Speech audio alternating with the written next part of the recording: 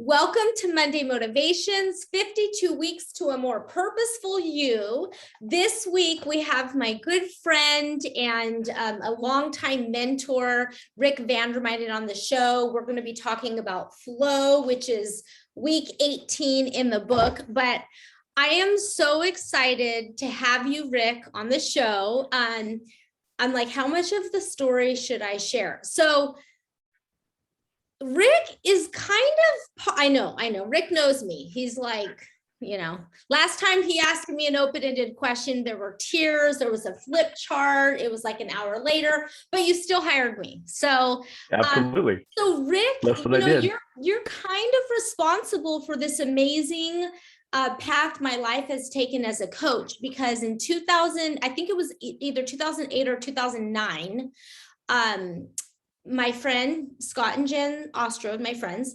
they were working with you at Keller Williams, and I guess you guys were hiring an in-house productivity coach. They threw my name out there. I started getting calls from you. We started chatting, and 6 or 8 long recruit select weeks later, I had a business card that said that Corry was a coach.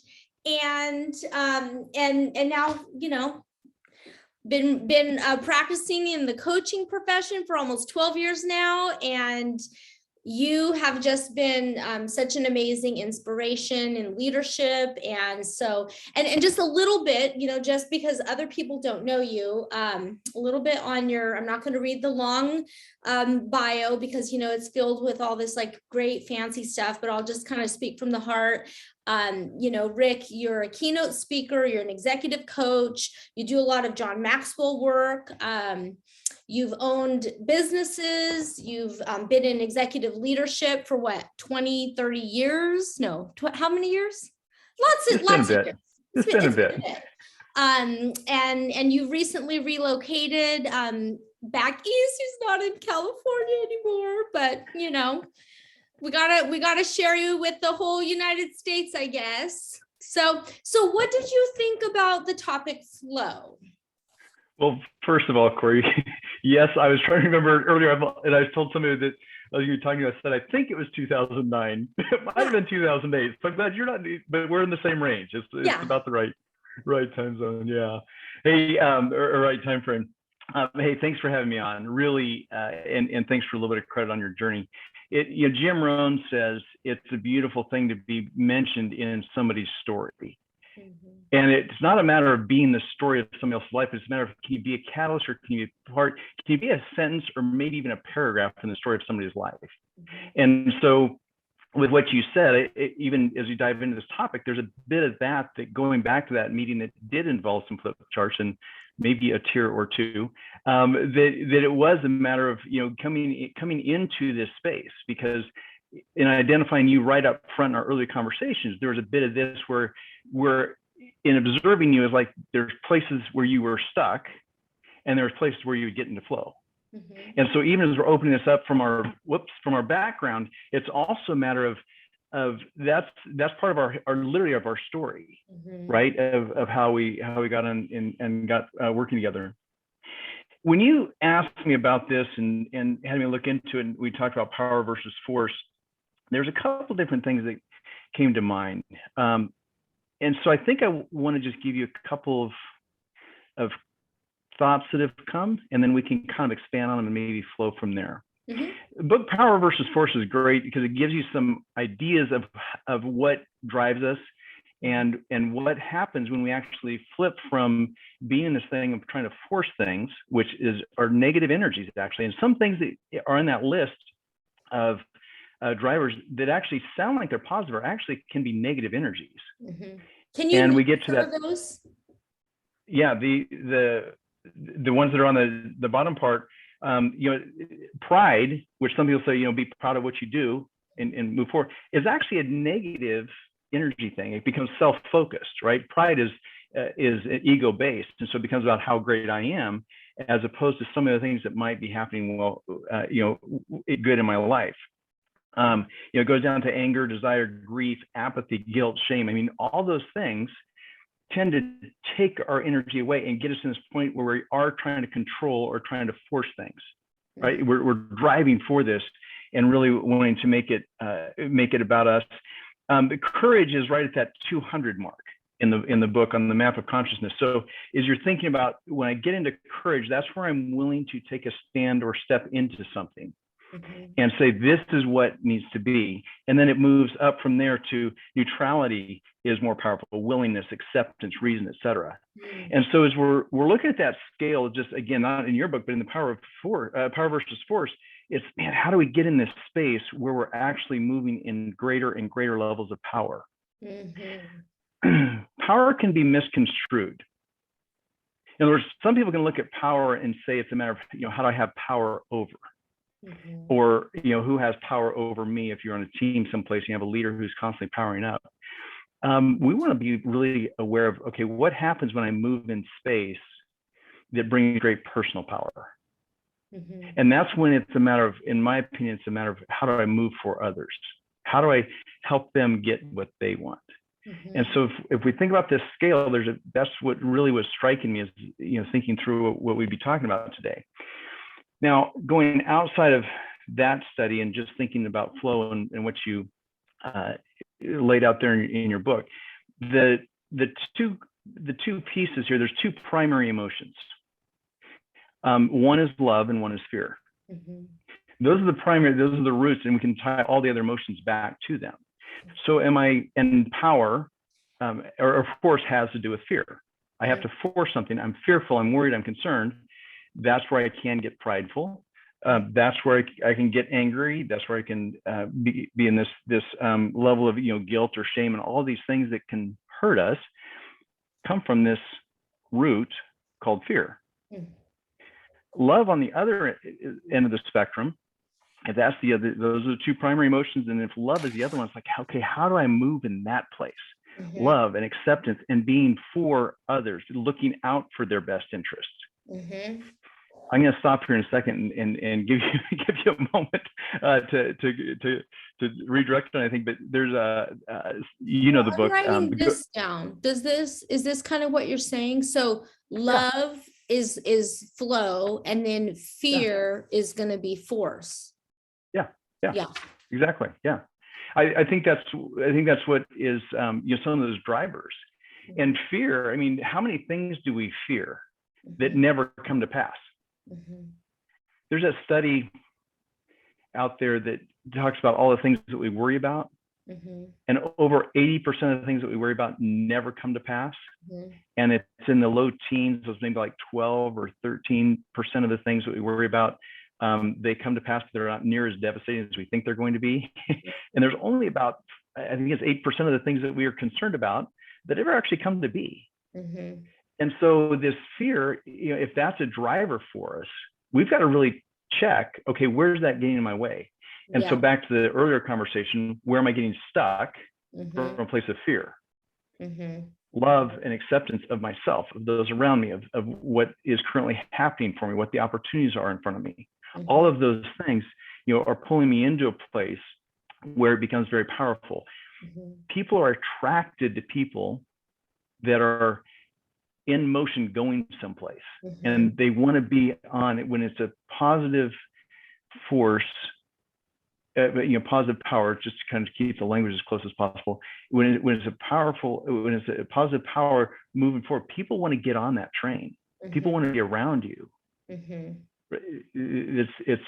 Why is your coaching business successful? Because you had such this love and care and concern for others and helping them be successful in their business. So I look at those two, just kind of, because you have fear in the chapter, and kind of figuring out those two. I think that's the major piece of that versus the fear is causing me to want to control things. And if I can release that and know there's something bigger, love is of course tied to abundance. Fear is tied to scarcity. There's more than enough. So how do I live and operate in that place? There's an old word, I don't remember which language it is, it's probably Hebrew. And I can't even spell it correctly for you because I always get it wrong. But the word is chesed. I think it's Kessed or AD, and it's one of the I'm going to look it up. old, good luck, because I probably spelled it wrong. It's either C or K. Some of them have it both. And anyhow, but that meaning of love, there's tons of meanings of love in the old languages. But my summary of that definition of love is to give of oneself with expecting nothing in return. Yeah. Loving others without needing in return or expecting in return. Yeah. C.S. Lewis has a book called The Four Loves, and he talks about, these different types of love, and the two biggest distinguishers he makes, one is gift love and one is need love. And he uses the example of a child, like he's saying there's nothing wrong with need love. Children need their parents, and they love their parents because they're used to, like, oh, I asked mom or dad for this, just from infants, they have that connection, and that's need love. But gift love is more, it's sorry, my phone, it's not natural or predictable, where need love is very natural, where I love people that give me things I want and need. We have this affection. But to truly love gift love, kind of like what you're saying, where it's more in that abundance, it's more in the flow. It's like we love and we give, not expecting anything in return. No hooks in it. No hooks. I don't have to get something back. Yeah. The hook is what causes the problem. If I give you something and there's something attached to it, that I'm going to, I'm giving this to you and then I'm going to expect something in return, that actually moves into fear. I think that moves into force. All those things we're talking about, and that's about control. Yeah. Whereas if I just am willing to give, right? And so if we think about this from a sales perspective for a moment, a salesperson could listen to this and be saying, well, I'm just supposed to give my stuff away? That's not what I'm saying at all. I believe that when we go and we serve with the good of the other party in mind, not expecting that it's going to come back from that person, but we know we're planting seeds, and seeds always produce a harvest. Healthy seed always produces a harvest. It's the law of sowing and reaping. It's a natural law. It can't be denied that good seed put in the right environment will produce. Yeah. So as a salesperson, if I'm talking to you and I was wanting to talk to you about my product, and I'm coming from force, I'm coming from fear, and I'm coming from, I got to pay my mortgage payment, I'm going to become coercive or manipulative in my conversation. Salesy. Yeah. If I'm wanting to serve you from a place of love and abundance, opportunity, I'm going to let you know about my services, products, and this is what can be done. And is this the time for you? No? Great. Who's next? Yeah. Right? We call it a law of numbers from a sales process, but it's the thinking. Yeah. Yeah. I'm like building this little chart here from what you've been sharing. So ignore the hook, but yeah. So like from fear, so from force, it's about fear. I guess I should switch those words. But there's scarcity and there's control. But then from love, there's abundance and there's choice. And that ends up being with flow. And kind of going back to the parent thing that I brought up, it's like I had a conversation with my 20-year-old.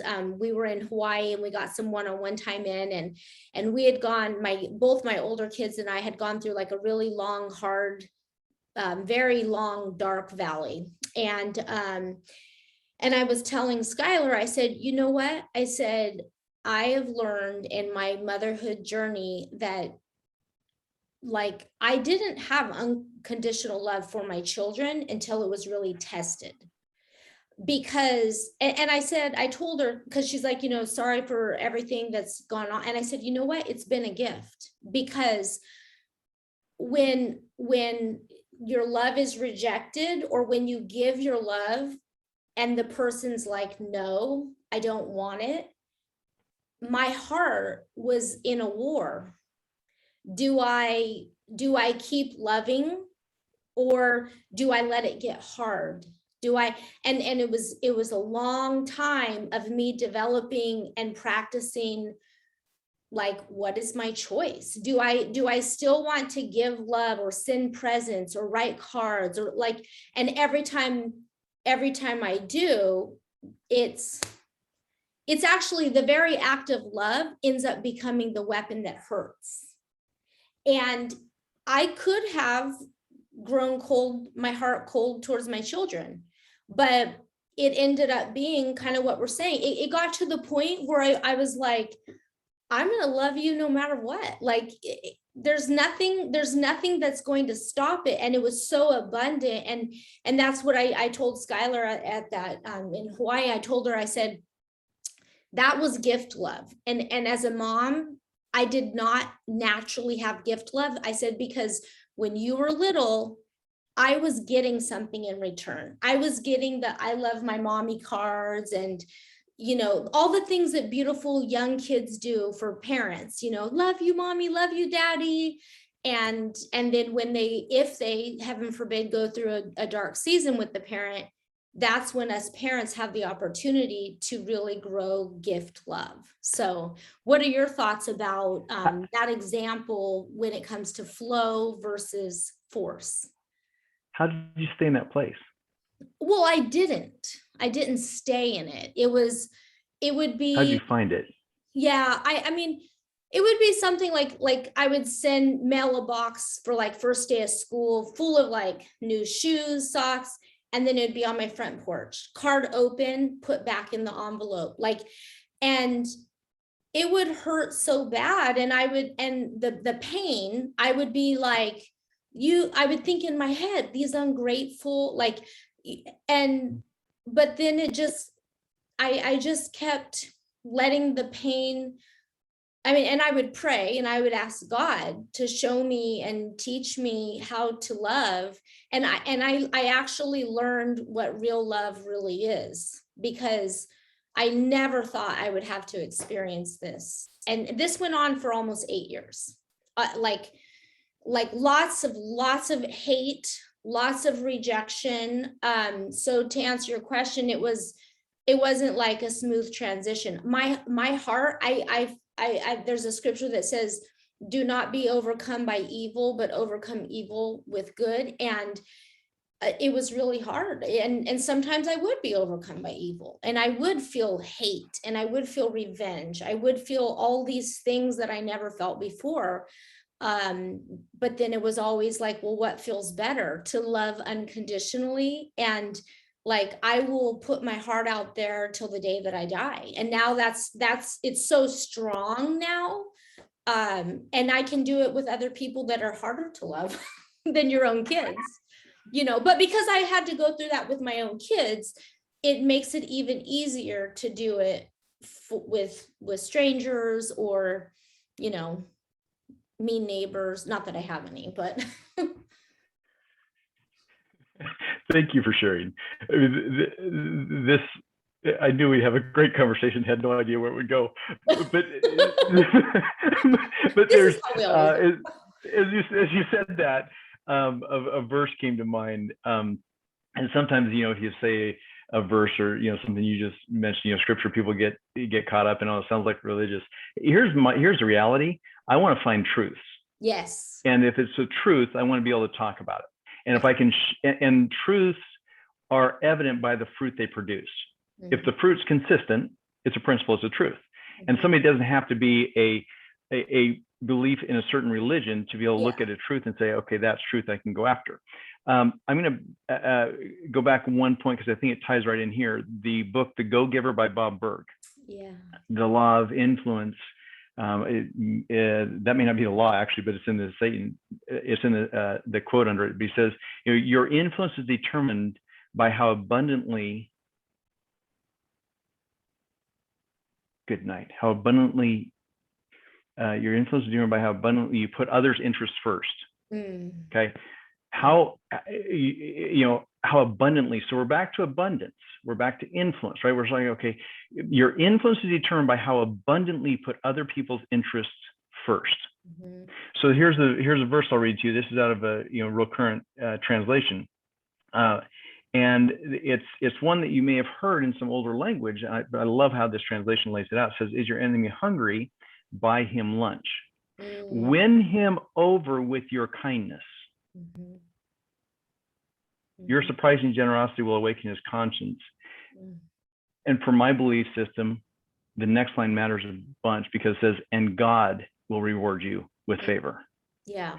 I'm not looking for the favor from the person. I don't have the Yeah. hook that if I do, I need to get back.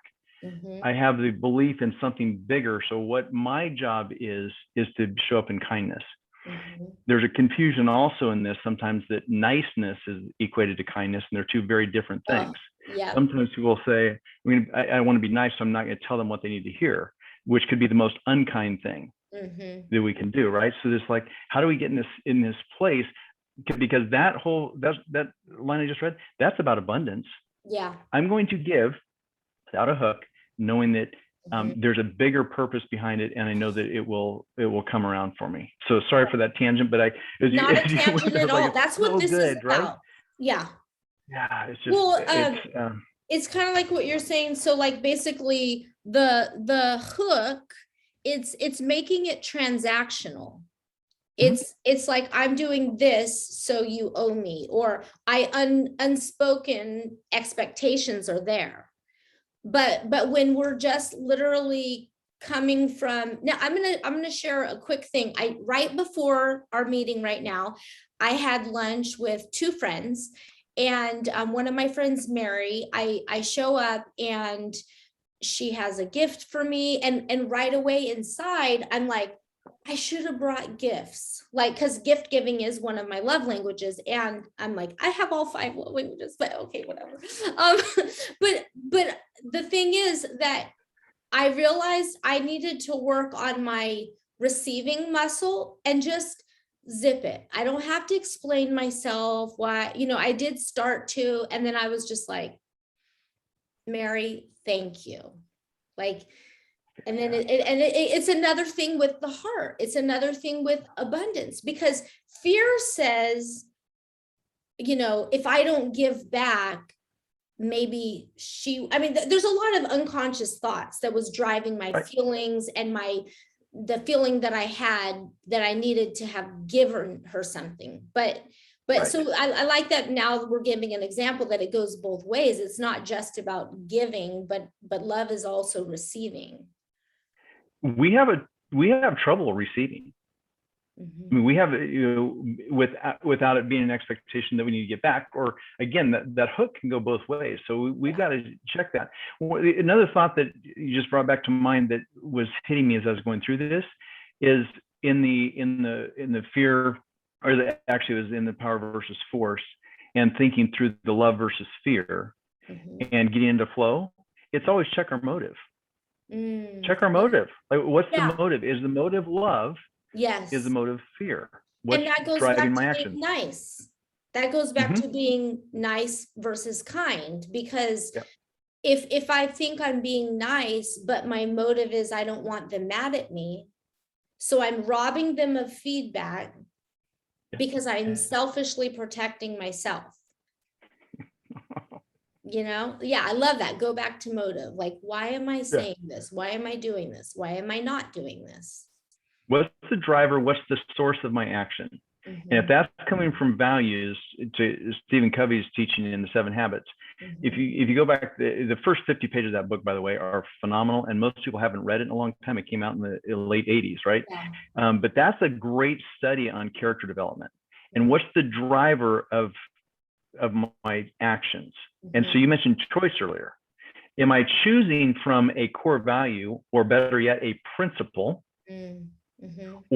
And that's the proactive approach to life, or am I reacting from my emotions, my external circumstances, the environment? We've got so much stuff in our society right now that's triggering us from an environmental standpoint or external circumstances. I mean, how many of us, are just so worn out over the COVID conversation? It's an external circumstance. I'm not even beginning to suggest ignore it. What I'm suggesting is I want to make sure I'm making my choices from who I am at my core, and what principles say, and not let all these outside factors that can drive me. I don't want to, because that's an emotional reaction. That's all reactionary. When I get in that space of something triggers me and I react. Yeah. So and that goes back to, that's the motive piece. Am I Yeah. aware of how I need to lean in this moment? Yeah. So I have, go ahead. What are your thoughts? No, go. I'm gonna take us on another tangent. Yeah, let's do it. Take us. All right. So the other thing that came to mind, kind of the third avenue I went down in thinking about this, was when it gets in flow. When somebody's in flow, what's it look like?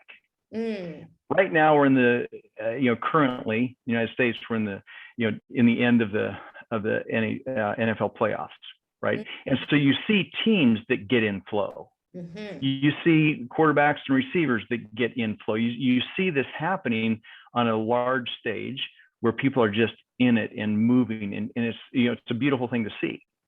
Somebody that's in that mode, they're moving so naturally with their internal wiring. It's a great thing to see. So as we're looking for how do we get in flow, that's what I'm seeing. Like, how do we get to that place where it just looks almost effortless? Those guys are playing hard. They're putting out a ton of effort, but they're in flow. It looks pretty doggone clean from our seats, of course, in the stands. So as we're thinking about how we get into flow, there's some study I've been doing lately, and for something sent me down the bunny trail of studying the word genius. And when I say study, that's my squirrel brain studies. It's not an extended weeks of study. That's a few minutes. Sounds like mine. Okay. But I look at it like, say it unapologetically. You're good. Exactly. Like, here's genius. So what does genius mean? So going back to the old language of genius, or where that came from, the root of it actually means innate ability. So I always heard genius and thought of Jobs and Musk and Einstein. I didn't think of Rick. Probably thought of Corry, but not Rick. But when we think about genius, it's not this place. It wasn't a place where I put myself kind of naturally thinking. And when I got that definition, really had some study into it, some thinking into it, it's like, okay, no, innate ability means exactly that. It's an ability that's put in you uniquely for you, and it's innate. It's an ability that's put in me that's innate. And so that genius is actually inside of each individual human being. And I believe it's as unique as our DNA. Yeah. So if every one of us has this wiring in us that's unique to us, and that's where we get in flow. Yeah. I have no clue how long we've been talking, but it feels like it's been a couple of minutes, and I could do it for 4 more hours.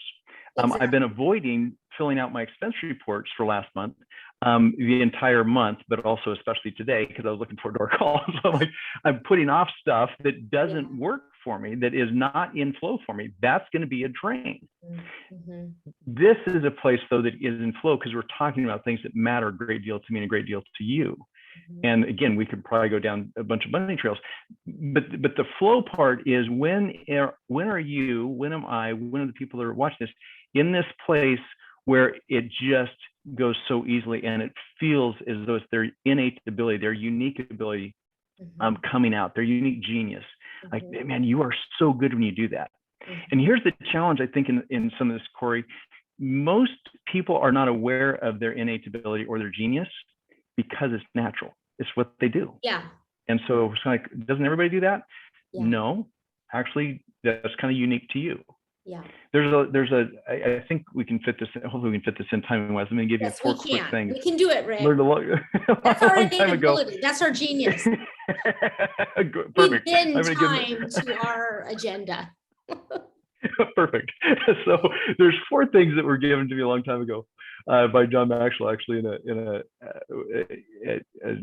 an event we were in.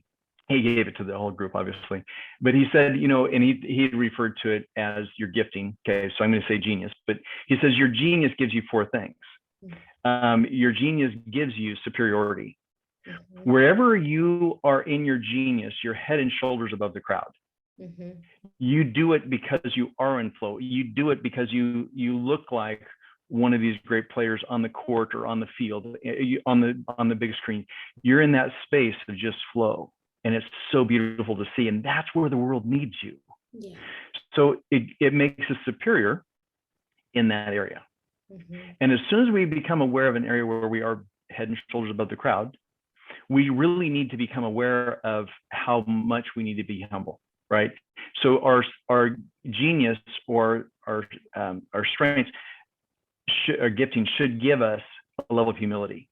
Because as soon as I see, man, okay, I can do this really well, we should become aware of all these areas that we're just no good. Right. We don't do well. Yeah. Right. And so it should bring a level of humility. So this isn't a matter of powering up and feeling great and it's all about you. So I need to be in that space because that's flow for me. The third thing it gives you is responsibility. Mm-hmm. So when I'm in my genius, when we're in flow, it's our responsibility. When I identify what you identified in your book, when you're in that mode of flow, I want to capture that and say, okay, I have a responsibility to develop this genius mm-hmm. for the world. Yeah. How do I become great in this space? Yeah. The last thing it gives you is opportunity. When you're in flow, when you're in your genius, mm-hmm. when you're operating from love, doors will open. Mm-hmm. It goes back to the conversation we were having about the flip chart and the tears. Yeah. The conversations we had there have opened up so much for both of us, right? Yeah. As far as opportunity, right? Yeah. And what we've been able to do together and how we've watched each other grow and develop and have poured into each other. That's just opportunity. So when we get in flow, we should see things come up and go, wow, where'd that opportunity come from? No idea, but thank goodness. Very grateful for it and lean into that. Mm-hmm. Love and abundance, man, that's a place where I want to be. So as I was just thinking through what you're talking about, that was, or asking about, that was kind of where I went to, okay, love and fear, mm-hmm. two key emotions. Yeah. What's my motive behind them, and what's my unique genius? Where can I be in that place where I'm experiencing that? Now that's my take on your chapter on flow. I could be in left field, but that's how your writing hit me, and this is about how it hit me, not what anybody else. It's not trying to finish somebody else's definition, but those are the things that really impacted me pretty well. Yeah, thank you, Rick. Like, this is exactly why I do these videos. I wrote this in 2009, 10, self-published in 2011. And I go back and I read, and sometimes it's like my perspectives changed, or I'm like, I would write it a little bit different, but I still feel that there's opportunity for discussion. There are 52 really important topics. So I'm walking away from our time together definitely with new insights, more to think about. I love it. That number one, love versus fear. Oh man, I can see some new charts for my coaching clients coming up on that. And then that second thing, like you said, questioning the motive. It might, on the outside, we might be trying to polish it and make it look like we're in flow, but it's really forced because of the motive. There might be a hook in there. And then when you were talking about the genius piece, that was genius. The two books that came to mind for me on that was, one is Strengths Finder, which is also, one of the books that you've introduced to me, when we're in our strengths, in those natural gifts and talents, and then we build skills and competencies that support that strength, then we're really in a super talent. And then the other book I was thinking around the genius part is The Purpose-Driven Life, Rick Warren. He talks about, golden retrievers love to retrieve. They're great at it. You don't have to train them. They just retrieve. And so whatever our purpose is, we're just, I've been getting in trouble for talking since I was in kindergarten. My first grade teacher is like, Corry, if you don't learn how to stop talking, you're never going to make anything out of your life. And now I'm a speaker, and but that's an example of, needing to harness it. And then the last thing is, there's a proverb, a Hebrew proverb that says, a man's gift will make room for him. It will put him before great men. And I think that's what you were talking about with the Maxwell, the four things, and that last one being opportunity. It'll open up doors. I mean, people that love to bake, it's like all of a sudden you're a world-class cake baker and selling your cakes for $350,000. Like, who knew? Yeah. I love your first grade teacher saying you got to stop talking. Or you're never going to make it. Never did. Who talks to a first grader like that? Anyways. Too many. Okay, we're not going to go there. Yeah, no, that will be a real bunny trail. So in closing, Rick, what's the advice that you would give, like just kind of a concise nugget of wisdom to yourself, and then other people might want to tackle it as well, regarding this topic of flow? Be aware. Pay attention.